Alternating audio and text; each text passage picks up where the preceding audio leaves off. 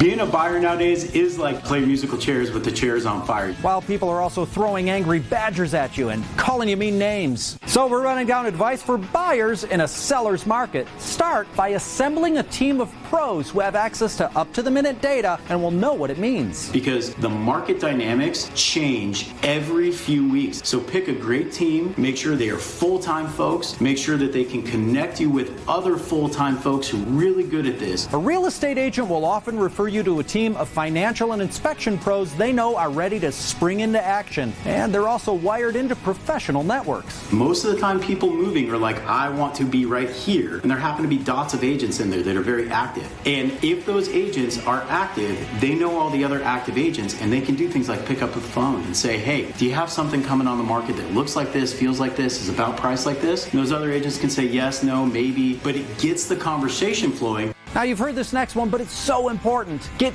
pre-qualified for your mortgage loan to show your team you're serious. We, as agents, before we commit time to you, want to make sure that you're able to do it, because we are showing about 5 times the number of homes as normal and writing about 5 times the number of offers as normal. So we want to make sure that you're actionable and ready to go. Your bank might get ambitious, so you've got to gut check that pre-qual number. Then shop below whatever number you're comfortable spending. Let's say you're pre-qualified at $400,000. In this marketplace, the chance is you're going to look at a $400,000 and it's going to get bid up to $415,000, $425,000, $450,000. So knowing what your ultimate qualifying dollar amount is and undersizing that a little bit during your search so that you've got wiggle room to go up is very actionable.